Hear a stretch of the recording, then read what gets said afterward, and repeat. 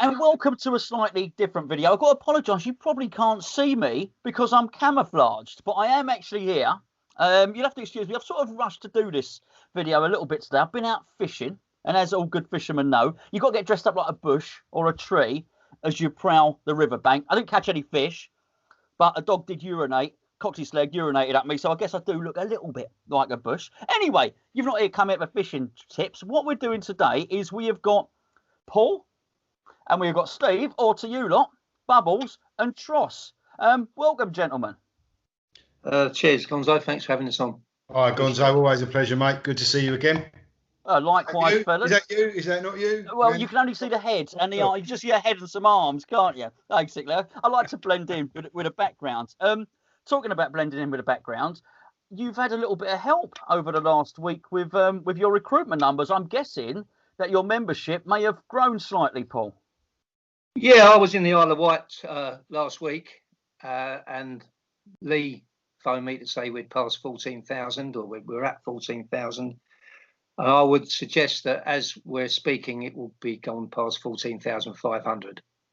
So, yeah, we'll be at 15,000 very soon. I think they've done a lot of your recruiting for you, quite frankly, the club in the last few days. Listen, these are my words, and I know you possibly can't utter them yourselves, but I would imagine the club possibly view you as an irritant that should possibly be going away. But I think they just lurch from one shambles to the next. How are you feeling about things at West Ham at the moment, Paul?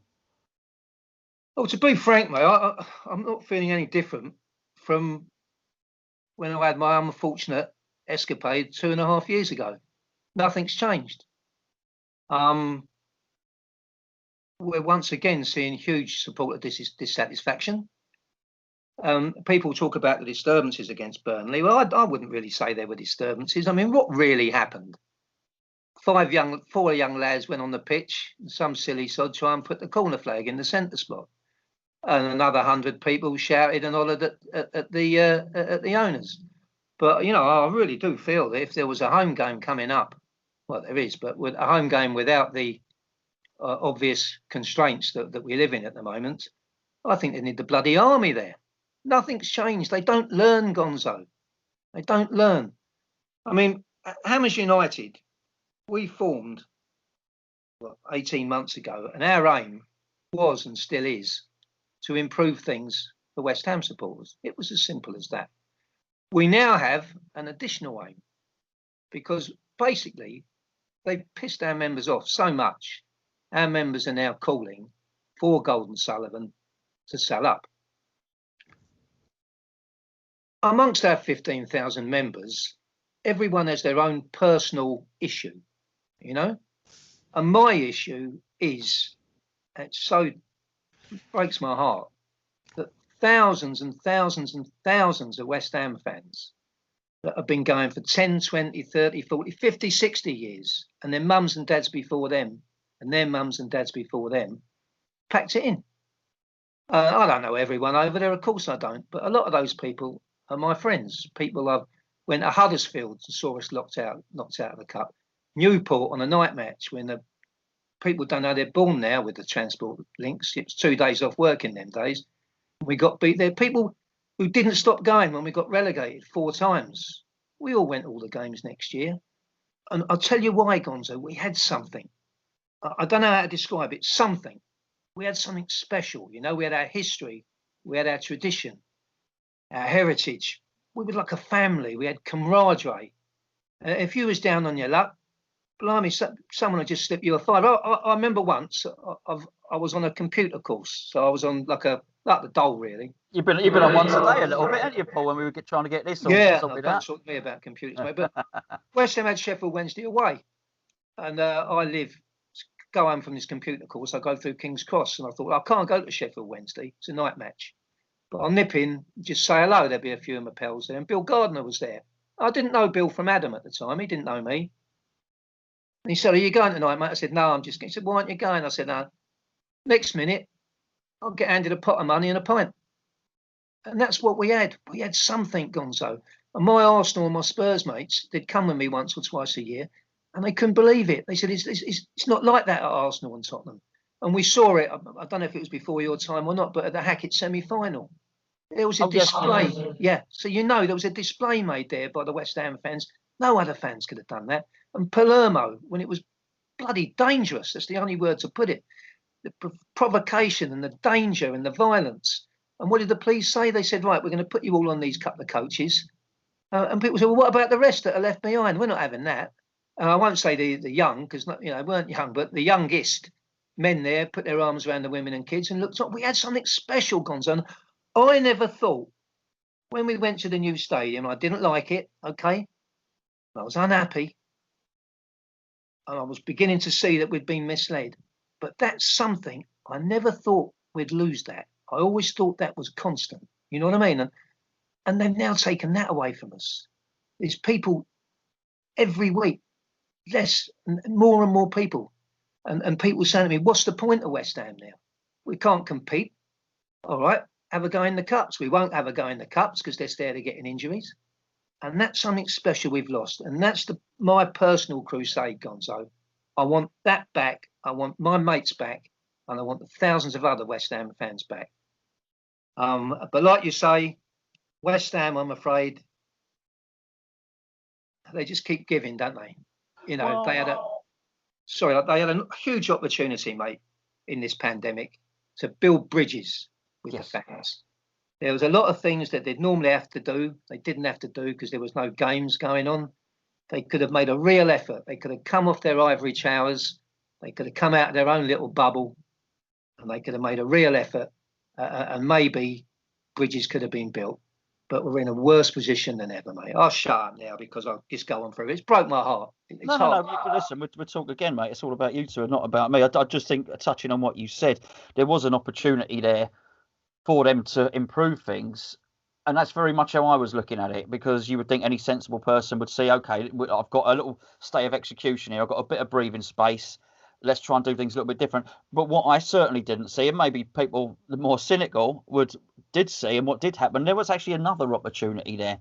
And they didn't take the opportunity of offering the olive branch. They didn't take the opportunity of trying to bring themselves closer to the fans and the fans closer to them. I think they saw an opportunity of convenience, and it's something that I've mentioned to Tross before. I know he wasn't very happy about it when I said it, which was I thought the board found themselves in a position where they thought, actually, this is quite comfortable. And they didn't have to deal with the fans. There was no fans in the stadium, which I know it gets peddled out that's financially bad. I know it's financially bad and it's inconvenient. Of course, we want to see all the fans back. And you hear all those platitudes trotted out, but actually, I think it was all summed up when I saw David Sullivan kicking himself back, throwing his mask off in the stadium, putting his feet up and watching the game against Aston Villa. And I as I've said before, he had the look of a man that was very content, thinking, hello, yeah, I like this. No fans, no chance. This is me, big stadium all to myself. Happy days. So I totally agree with that. I think just, again, going back from what you were saying about it being the community club and all the things that you remember and some of the stories that you just told, and I'm sure everybody's got stories like that. I think the trade-off for losing that, what they were saying without actually saying it, look, we're going to lose being a community club, but what you're going to get is this. So what they did was they traded the community club for ambition. You lose that, but you gain this ambition. I think what's a lot of people lost it now is actually there isn't even any ambition. Everything we have done now, we could have done at Upton Park, and we could have done it when it was ours, and we could have done it with our heads held high, not been in this predicament that we're in now. We'll come back to you in a minute, Paul. Tross. So at the moment, things are really bad. I'm pretty sure if you lobbied everybody right now, all of your membership, they would turn up tomorrow at the ground, outside the ground, and protest. Is that what? Do you want to do that? Let's ask you that question. So it's an interesting one, isn't it, Gonz? You know, I think absolutely we can tell. I think last week on Twitter, if my facts are right, and they normally are, mate, I think GSB out was one of the highest trending items on Twitter when it was running. You know, and them's the facts, mate. They're the metrics. You know, we can't get away from that. You know, that's the reality, and we know because we see the traffic on. We see the traffic. We see the comments. We've got our own internal database. We receive constant emails. I'm barraged by loads of Hammers United guys on Facebook. You know, I work in tech. I hate tech. You know, but it's overwhelming at the moment the amount of people who want to go out and protest, and we are inundated with people saying, what are we going to do? How are we going to do? And it's got to the point now where I think there are even some of the other media outlets out there that are going out and they're hammering on with the same message, you know, and they're going, it's time to protest, something's got to be done. And, you know, from a passionate perspective, you know, if I look at my heart feels that, and it understands it, you know, it completely understands it because of where we are and how we've got here, and that disconnect that we've talked about previously, you know, and how that exists, and the journey we've gone in, the over-promising, the under-delivering, and how what was always our club and a family club that we bought into owners who said that they were here to save us and turn the club around, and no one would buy West Ham. We all know the story. Somehow, in my mind anyway, you know, it's almost become a rich man's plaything, and supporters feel disenfranchised, they feel disconnected, and they want to demonstrate, you know. Unfortunately, and going back to, as you know, we've discussed privately, my gym motivation, and for those who hadn't noticed, I've gone down from 18 stone 12 to 17 stone 7, because every morning I'm training and I'm thinking about your frustrating little strapline, mate, about how comfortable David Sullivan was at the back end of that season with his mask off. You know, and how it was an easy finish, wasn't it?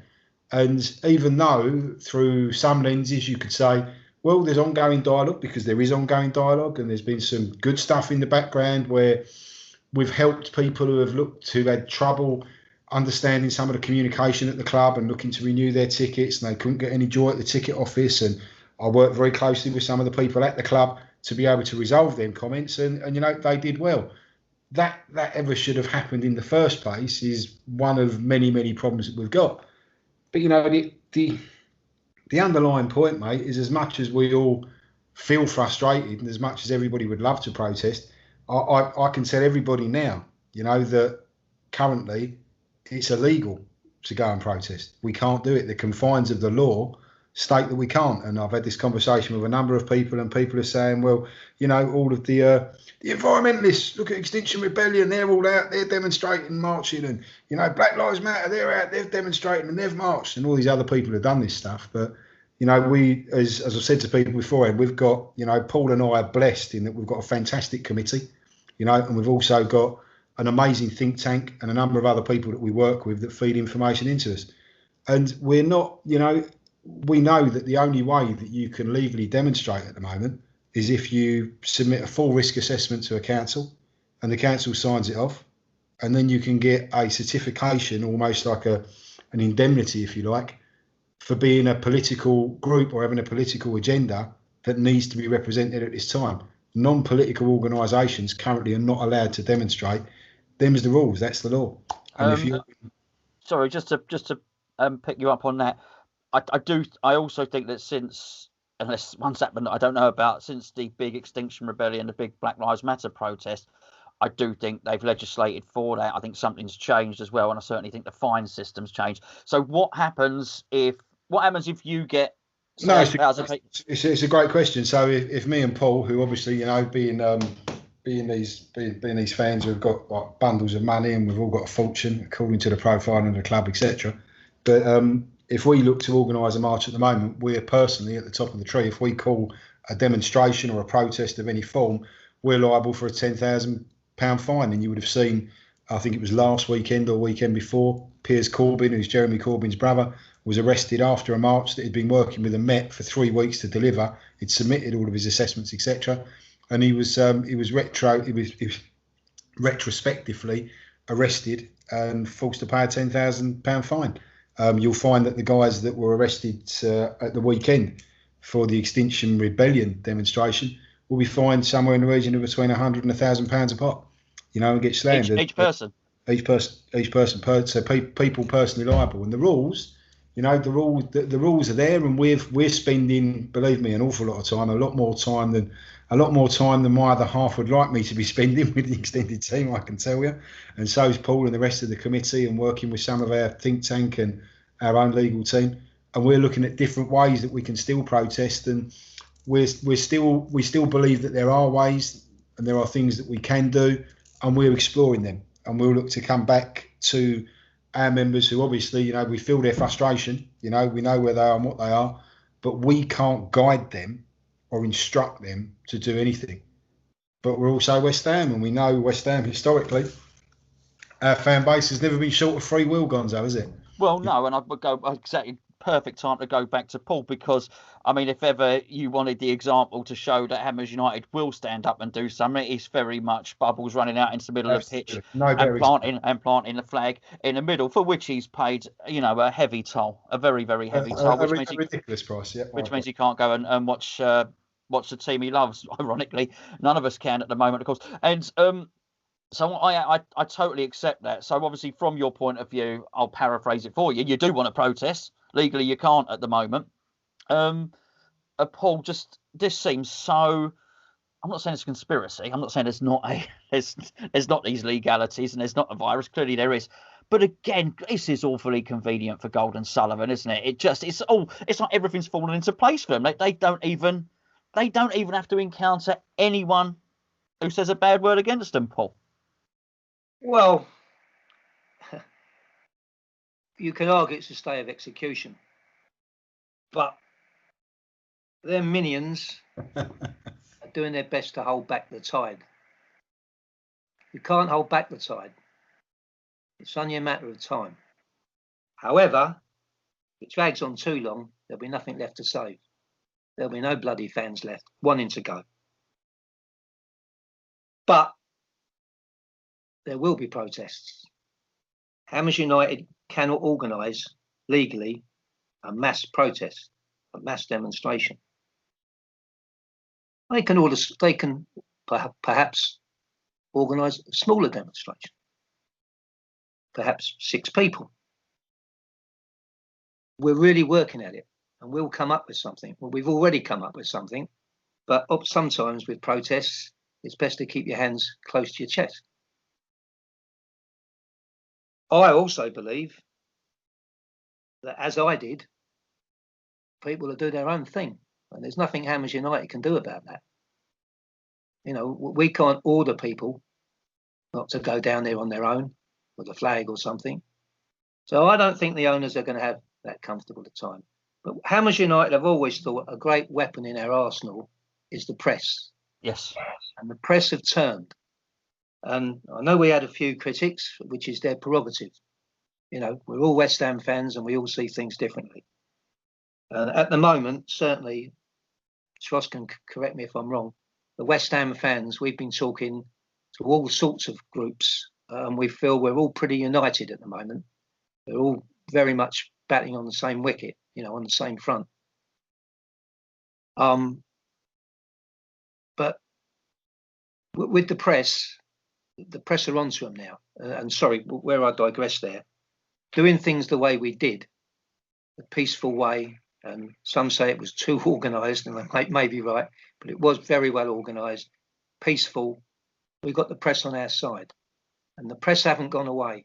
I won't name them, I don't think they'd mind, but we've got newspapers ringing us every couple of days to see if there's anything, if there's a news story. So the press won't go away, Hammers United won't go away. What we cannot do is a mass demo, or indeed a demo, I think, to us with more than 30. I think that's the number.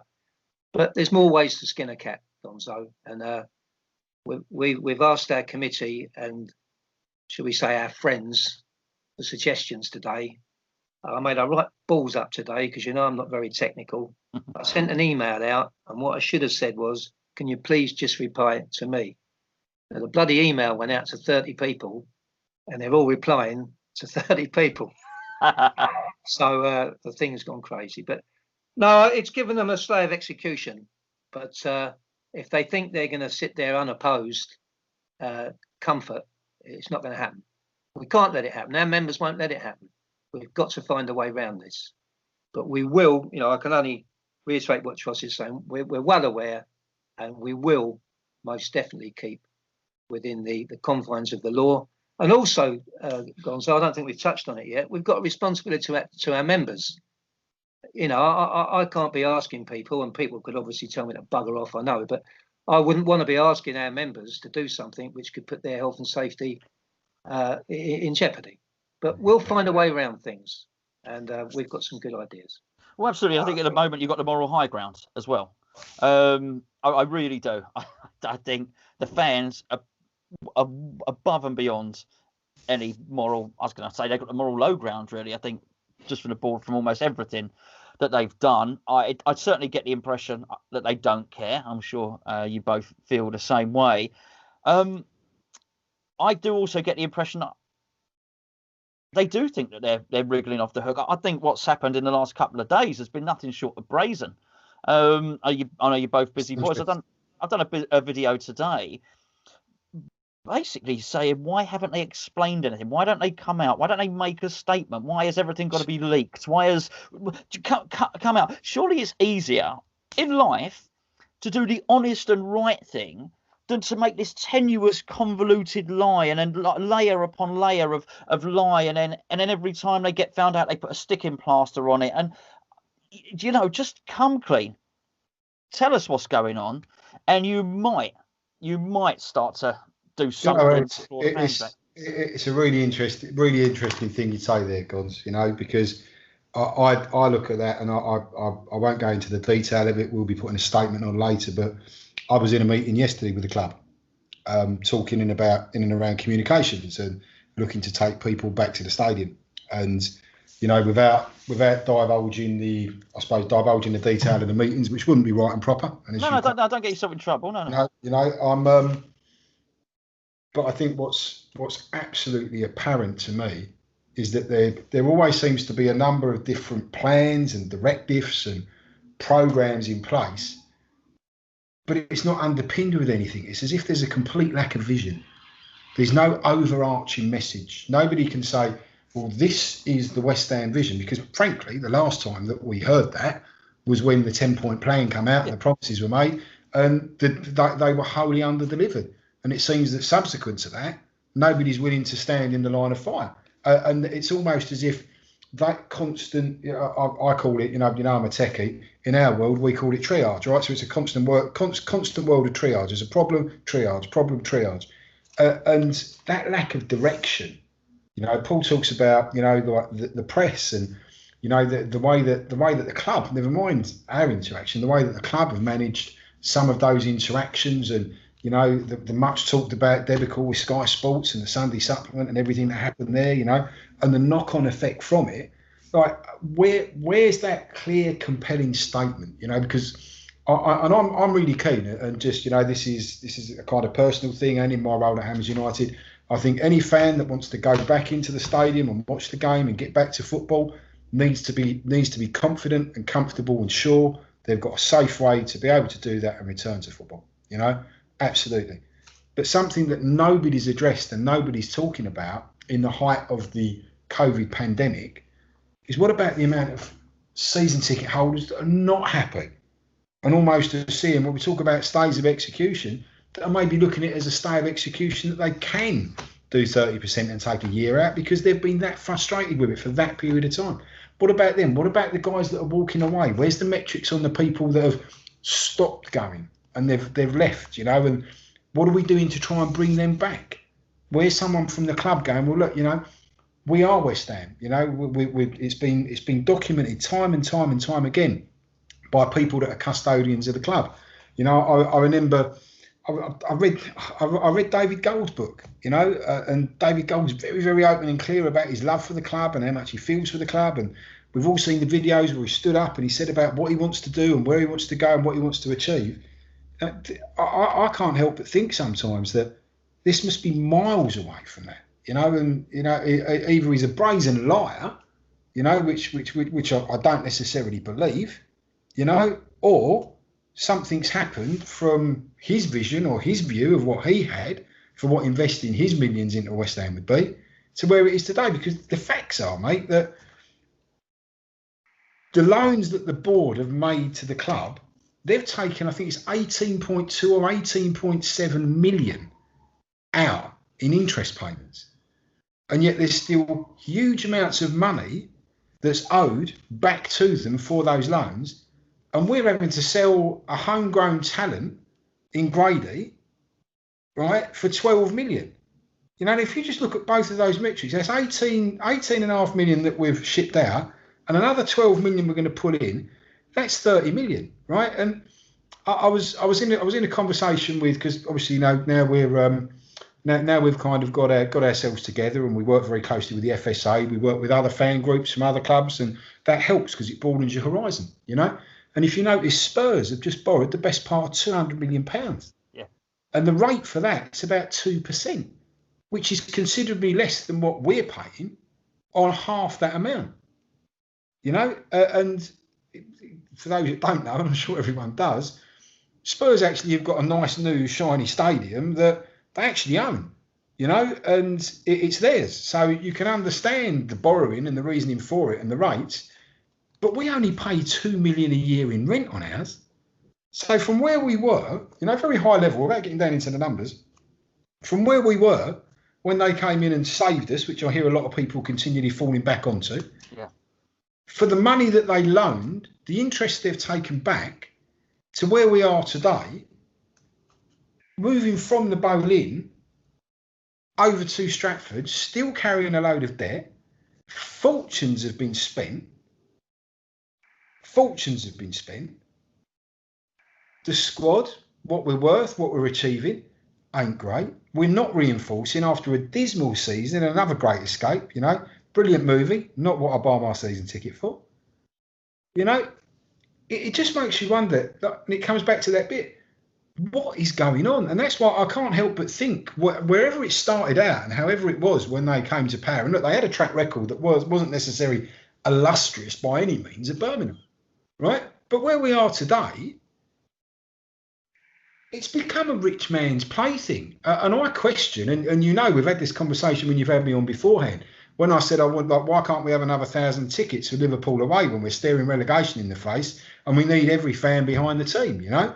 And I was told that, well, you go and find the money for it, sunshine, and I'll buy the tickets, you know? So maybe the financial worry should have started back then, last season. But where we are today, it seems to me, has it become a rich man's plaything, and the rich man hasn't got the money to fund it anymore? No, then they're not rich in those terms. I mean, it's all part of this, what I would call the COVID West Ham perfect storm. And you've touched on a couple of points, which are really just explainable by that. The renting of the stadium, that's perfect for the COVID situation for all the reasons that you said in terms of the debt that Tottenham have had to accrue to fund their stadium. They're in a lovely position, our owners. In terms of the dialogue to bring fans back to the stadium, here's where the dynamics of the relationship have changed. And this is what I'm talking about, again, the fallout from COVID. Because now, actually, by selecting a number of people, I'm sure it will be a ballot, right, or whatever, but actually what it's saying is we will cherry pick who comes into our stadium. And because you've had no football, you will be grateful when we invite you back. So the dynamics, basically, and as much as it hurts everybody, the people that are wearing the trousers in the relationship has changed once again. And it's them. We'll let you back. You'll sit where we tell you to. You'll stay separate. You'll stay masked. You'll keep quiet. You'll sit down. You'll behave yourselves. And increasingly, because a lot of us are desperate for football, we've missed football. We missed the fix of going to the game. We're more like the Orphan Oliver with the bowl saying, please, sir, can I have some more? And they're playing Mr. Bumble. And so, for want of a terrible analogy, of course, It's an interesting one because, you know, I've been, again, I can't divulge a lot of what's been discussed, but I've been party to a lot of those situations. And in some respects, you know, I do, and I get your perspective and I understand it.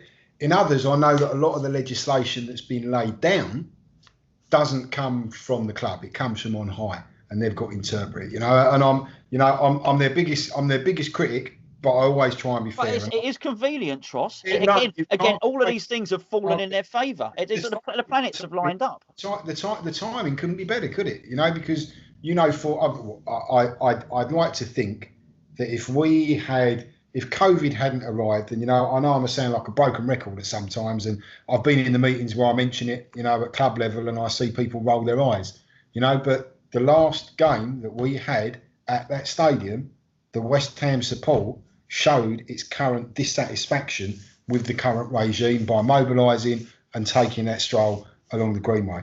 There is no doubt in my mind that if we were in a regular, normal situation, that would have continued last season and would have started again this season. So, in regards to convenience, I wholeheartedly agree. You know, unfortunately, I think it's incredibly convenient. But I do have to say that I know that a lot of the legislation and a lot of the challenges that are coming down, some of the people not at board level in the club, some of the people in and around the team are trying to make the best of an incredibly difficult situation. What I don't, one of my other pet bugbears is I don't understand why there isn't more supporter engagement in and around that piece closer, rather than everything being after the event and updates. Where's the involvement at the front end so that message can be relayed? And I'd like to think that will start to improve, you know. And it's, you know, it's incredibly convenient, mate, because you almost feel at the moment it's a bit like you know, it's a bit like you feel like you're a contender, right?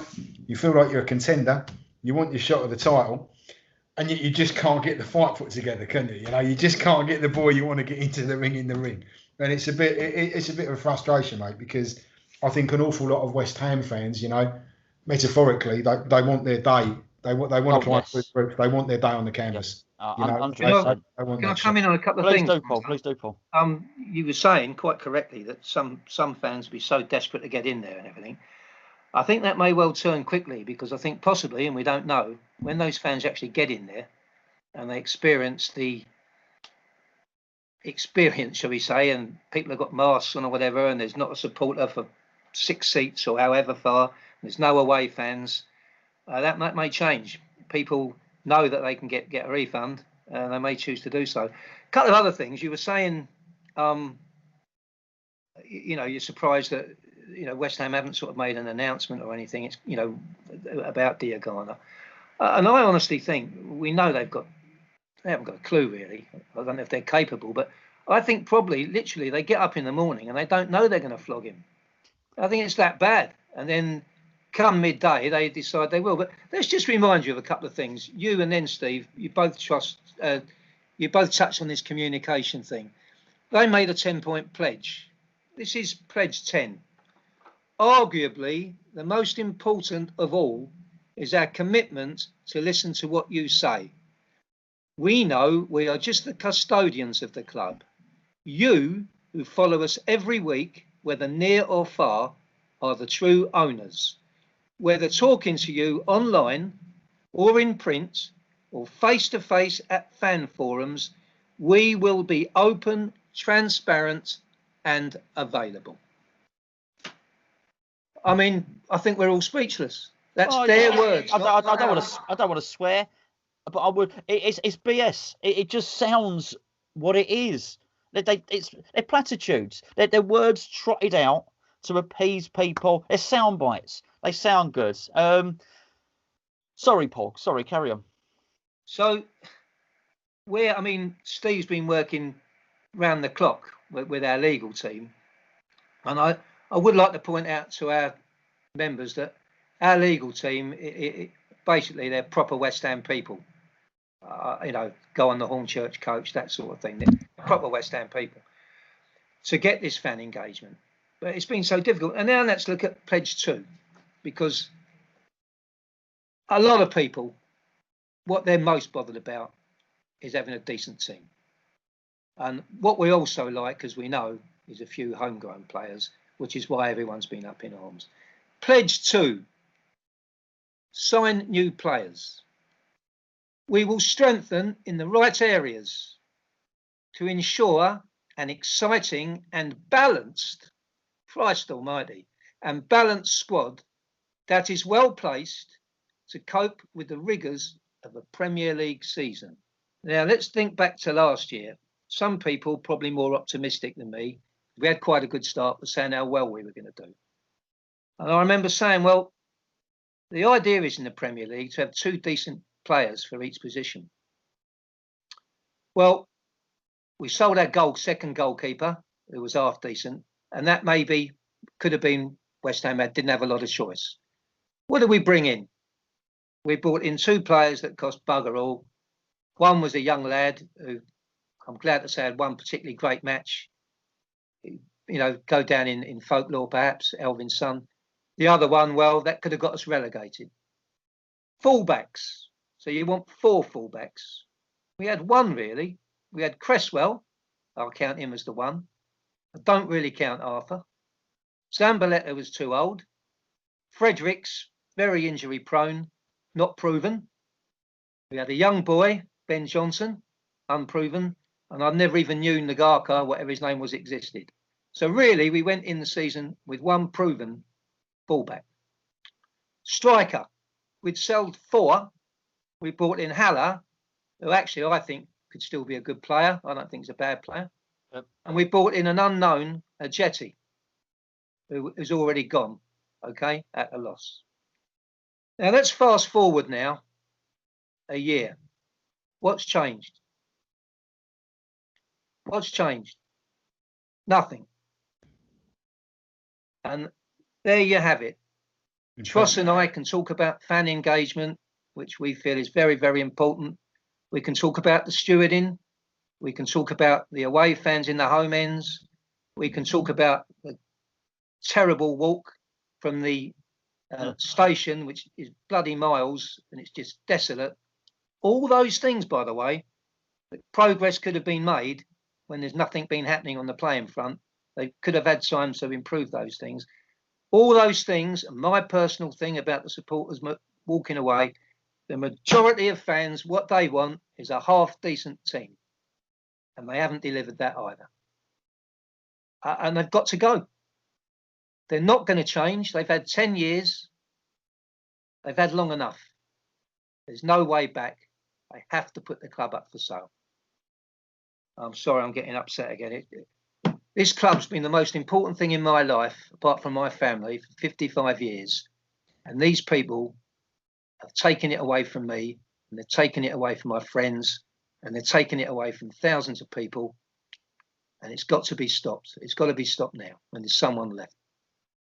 Sorry, that's just... No, not at all. Listen, heartfelt stuff, mate. I think Brady showed our little shadow finger on the pulse once, where she said she didn't understand why fans went to away games. She didn't understand it. I can't remember the exact comment, but it was words to that effect. And I think it sort of highlights why they miss so many things, why they don't understand, because people book their holiday time around West Ham. Yeah. People get 3 weeks holiday from work, whatever they might get. Some people's holiday is watching West Ham in pre-season. Yeah, exactly. 100%. That's what I'm saying. That's what I'm saying. They'll look through it and they'll book all their time and all the rest of it, and then they'll get loans on their wages to pay for their season ticket up front. And all these things happen. It impacts their lives. And they arrange everything, their whole calendar. They say to their mates, whatever, they might be best man at a wedding, or don't do it on that day because West Ham might be playing. And at that point, it's driving your life, or at least a massive part of it. And then, of course, the board you get the impression they're saying, that's what I took as Brady's comment, what are they getting all het up about? Why would you travel up to Sheffield to watch a game anyway, to use your example earlier? And if you don't understand all the detail about you arranging your life around it, arranging your finances, arranging your family, arranging your work to coincide with the football, you're not going to have your finger on the pulse. You're not going to understand why people are so mad. You're not going to understand why people care so much. You're not going to understand why they're upset. And that sort of goes to understand why they put out these flimsy press statements and think, oh, that's going to wash. Because I've also thought for quite a long time, I think they're under the impression that we're all thick. I think they will believe whatever they trot out. Put out that statement, they'll believe that. Unfortunately, with the owners, we can all see through it. And I mean, granted, I'll hold my hands up here. I was one of the people who thought, okay, did I want to necessarily leave Upton Park? No, but when I thought, oh, well, okay, well, maybe this is our chance. Maybe if they're going to do what they say, that we'll get top level football, that the train will be right next to the stadium, that the seats will be right next to the pitch, and we might have 60,000 or whatever, or we might then go be able to buy whoever it was at the time, David Beckham or whatever the case may be. We can go and buy the best team and have this ambition. Okay. I think a lot of people took them at their word. And that's really what I meant, Paul, when I said it wasn't I expected a statement about Diangana. I expect a statement for them to say that 10-point plan, for instance, we can't do it anymore. We've mucked up. The ambition we promised you. Isn't that the crux of it, Gons? You know, when sometimes I look at it and I wonder, you know, when they came to fruition, and you try and draw parallels in your own life, right, to try and understand stuff, and maybe it'd be like if the three of us and a handful of lighty lads went, right, do you know what, we all like a bit of football, we've all played a bit of football, let's get a team, let's put a team up, and let's go and do it, and just to test the metal, we enter a local five-a-side tournament, and you know, because we've all played a bit and we've all done a bit, you know, we're okay. And I'm talking from previous experience. I had one a few years ago with some friends of mine, and you know, all the kids around us were all like 18 to 25. They were like rockets, but we were pretty good at one stage. So we knocked the ball about, and we got to the semi-finals. And at the back end of it, we were thinking, do you know what? That was great. Wasn't that brilliant? You know, we're all knackered, we're all broken. I had to get on a plane the next day to San Francisco. Couldn't walk for 3 days. But we're like, that was great. You know, maybe we should get a team together. You know, maybe we should play vets. You know, and then we stood back and we had a look and thought, all right, lads, that was a bit of a last hurrah, wasn't it? You're all decrepit, your knees are shot, you're all fat, you've got a bit of skill, you do a bit of coaching, that's where you are, that's your stage of life. Maybe the opportunity came along for David Gold and David Sullivan, and Karen's part of the team, to get West Ham. And maybe, and I'm giving them a huge benefit of the doubt here, maybe they genuinely wanted to do better. Maybe they thought, do you know what? This is the bowling, this is Upton Park, and let's. And I know the huge contingent. Everyone goes, they're doing it for the money. They're looking to make money. Well, they've got a lot of money, haven't they? They've got an awful lot of money, you know. So let's just put part of the money for a minute and go. Maybe they wanted to do better. Maybe they wanted to go to the Olympic Stadium, and maybe genuinely they wanted to make us a Champions League contender. But just like me and my old mates, mate. We didn't have the capability to play football every week. And I look across this club, left, right, up and down, and everything in the middle. You know, and the position that we're in, to me, if you look at the money that's been spent, if you look at where we are financially, you look at the money that's been lost, Pellegrini, player transfers, people bought, people sold, the ongoing charade of what it is. To me, I don't see, if this was a business and I was with a series of investors looking to buy it, I wouldn't touch it with a barge pole as it stands at the moment. You know, with a barge pole. And that's something else that I think, you know, I look at it and I think I question their competency. And that's an open question. I'm in dialogue with them, you know. I question the competency of the people at the highest level to deliver against the promises that have been made. I question their competency to be able to deliver an experience. Give me a vision. Give me a vision. Someone go online and tell me what it is we now are. Who are we? What is West Ham today? What is the point of West Ham today? What is the point of West Ham? Where is it today? What is it? What do you want to achieve with the club? Because we had a 10-point plan a decade ago. It's 10 years ago. You know, 10 years ago, my little girl was 1. She was a baby in arms. She started secondary school at the weekend. She started secondary school yesterday, like yours did. Yeah. It's a decade, mate. You know, what's the plan for the next 10 years? Where are we looking to go? Where are the answers to these questions? Let's stop sticking to a tight agenda. Let's address what people have asked me. What is it you want? We've talked about the problems, but help us to understand as fans, right? Because there are many amongst us, and I'm currently probably one of them, who don't believe that their position is redeemable with the fan base. So I struggle. But I would absolutely love, I'd pay good money for someone to give me the story, to tell me how we were going to get it back, how we were going to reconnect with the fans that are walking away, how we were going to bring the Olympic Stadium to life. You know, you sold us magic dust over a decade ago. Maybe it's time that you started to look to how you can deliver the Disney miracle. You know, I don't think they've got the energy anymore, Tross. They don't look like they're But if they haven't got that capability, and they haven't got what it's doing, go back to that statement that Bubbles read out. Right, you're custodians. Yeah, your time is then done. If you've got nothing to offer us as fans, if you've got nothing to offer by way of real legacy to West Ham, because the transition, I'm sorry, Karen, it's a failure. You know, the transition is a failure. If that's your legacy, if you want to walk away from this game, well, look what I did. I took this little East London club to the Olympics. No, it's a failure. You know, currently it's a failure. Currently we're a club on the edge of crisis. If you want to change what that looks like, if you want to convince someone, convince me. You know, I'm apparently the antagonist apparent, you know, so's Bubbles, that's who we are. We're labelled out as, you know, the rabble rousers, etc. You know, well, convince us. We're the sharp end of the dirty stick. Convince us. I'm all ears. They should be with 14,000 members and climbing steadily. We're going to wrap this up because I know you've got to go for a curry, my friend. I'll give the last in the background. I bet she said you don't have to worry about Karen Brady, mate. You don't get me to my Lambooner. You're gonna have more. She's read the book. She's read the book. Oh well, there you go. not David Gold's one. No, that was me. We'll give a last word to Paul. Bubbles. You started all this, mate, with your what was really the catalyst. A brave thing to do, by the way. But the catalyst for all this. Where do you see it going? Can we impact them? Can we achieve the ultimate goals of getting rid of them, basically? I came up on a train 18 months ago with my mate Lee Rogers with a cardboard box with 500 homemade leaflets in it that a guy very kindly did for us. They was a lot better than nothing, and if he's watching, I thank him. And we met with about 6 others I'd never met before in the pub. And I said then, if we do this, failure is not an option. Because if we fail, it'll be worse than ever.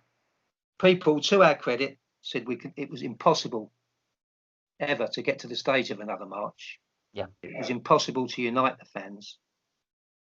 And it's not easy, and it will probably get harder. But I can only say what I said before. I've always said, failure is not an option. These people, they have to go.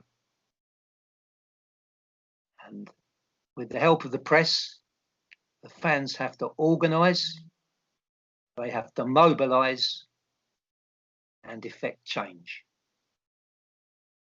Please join us and help us. It's www.hammersunited.com. Thanks a lot. Thank you, Gonzo. No, listen, you both, spoke really lucidly, very eloquently. I think you're wonderful ambassadors for the fan base. Actually, I think you conduct yourselves in the right way. I never sit here and claimed. I never claimed Hammers Chat to be anything. We're a series of individuals, and everybody's got individual ideas and personalities. I wouldn't dream of speaking for anybody other than myself. But I mean, I'm right behind you. And if there's anything we can do to help, obviously we'll continue to do so. If there's any more messages you want to get across, pop back on again. Of course, as always, you're always very, very welcome here. But I do mean what I say. I'm not blowing smoke up your asses here. I do think I think it had to be done right. This. I think you needed to be eloquent. I think you needed to be. Do you know the old saying, the iron fist in the velvet glove? That's what it's all about. You can't just go in all guns blazing. You need, if you're going to achieve your aims, achieve your goals. Me telling you this, you know all this anyway, but you're going to need some dialogue with a club. If you want to do a protest, you need to speak to the Met Police. You need to speak to the local council. You need to. We're in this day and age. You've got to tick the boxes of your health and safety now more than ever with your COVID stuff and all the rest of it. And the moment you stray from that path, in my opinion, you don't get the support of the press that Bubbles was talking about earlier. You lose that. You then become the rabble. I mean, you said they look on you as rabble rousers. I get the impression the board are desperate for you to kick off. They're desperate for some trouble, so they can pin it on you and say, "There you go, wrong uns, troublemakers, West Ham fans, always been like it." That's what you're up against, and that's why you've got to steer a course, really plot a course through some really choppy waters. But I think you're doing it really well, and I think you've got them frustrated, because I think you're boxing clever, you're boxing smart, but you're sticking to your principles, you're sticking to your goals, you're sticking to your aims, and what you're doing. Sorry, I just hit my keep it in my microphone. What you're doing is you're doing what's right by the West Ham fans. You are doing what's right. You're trying to cling some of our heritage and just cling onto it and just restore a bit of that and bring a bit of the old West Ham. A lot of it's gone. We know this. But try and bring some of it back. Sorry, Tross, you wouldn't say something? No, I think you're absolutely right, mate. I think it's massively important. You know, I think I've said it before. You know, I think we're privileged to have people that, you know, remember, we're all just regular West Ham fans. I think sometimes people lose sight of that. You know, we've all got full-time jobs, we've all got families, we've all got our own commitments and everything else that we do, you know, and for us, there couldn't be a greater privilege than to serve your own. You know, there couldn't be a greater privilege to serve your own. And we're at a, again, like the amount of times, and me and Bubbles often laugh about this privately, you know, when we say this could be the most important week for Hammers United, you know. We've had a lot of them weeks, haven't we, mate? We've had a lot of them weeks. But I do think as we're coming into the new season, I think this is an incredibly important time. You know, we've spent a lot of time rallying right across the support, across the independent media, a number of key influencers, and we know everyone's on side. And we're in the position where we're looking to shape up, and you would have seen there was a leak, unfortunate leak, and definitely didn't come from us or some of the people that were party to the original documentation in and around what's going on with the Independent Supporters Board. And we'd like to think that this time round, for the fans, by the fans, something can be built out that belongs to the West Ham support, that we can invite the club to our table, into our church, if you will, to have dialogue. And then the club has the option to come with us or not. And we're very grateful for the support that the FSA are giving us to look to create that. I think that's hugely important. At the same time, you know, I'm a great fan of the film Gladiator, right? And you know, Rome is the mob, and the mob is Rome. And to ignore the mob, no one wants to see Rome burning, do they? No, they certainly do not. And I was going to say, are you not entertained? But I don't feel that. He went there. Yeah, absolutely. The Spaniard, great film. Anyway, I would like to say, if I may, Tross, that you rather than Russell Crowe, you're a bit more Brian Blessed at the moment. I am indeed, mate. I'm trying to work the laugh of. See how we go. Fresh, Gordon's alive. Done this before the Hawkmen. We love it, don't we? Oh, we do. I actually bumped into him. I bumped into him twice. And that's no mean feat, because it's not like he's a small fellow. I think you liked him. He's shorter than you'd think. I've got the photo. So I've got the photo to hand somewhere. And I started speaking to him, and I said, "Is there any way, Brian, you could if you record it on my phone? Would you say you're listening to Hammers Chat?" Right? And he said, "What's Hammers Chat?" And I told him. He said basically, "I'll only do it." And we were stood in the street. If you shout, "Gordon's alive," really loud. And I said to him, "You don't shout it though, do you? You whisper it in a film." I said, "Gordon's alive." He said, "Oh, very good, very good." And so basically I had to shout out. He said, "Hawkmen, dive!" And I had to shout it out in the street. He said, "Okay, I'll record your thing."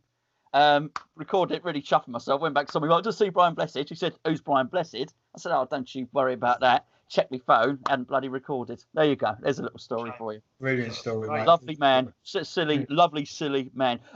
Fellas, thank you so much. Oh, thank Always you, a pleasure, mate. Thank you. We'll catch up very soon. Hammers United. Thanks a lot, fellas. Thanks a lot, mate. Cheers.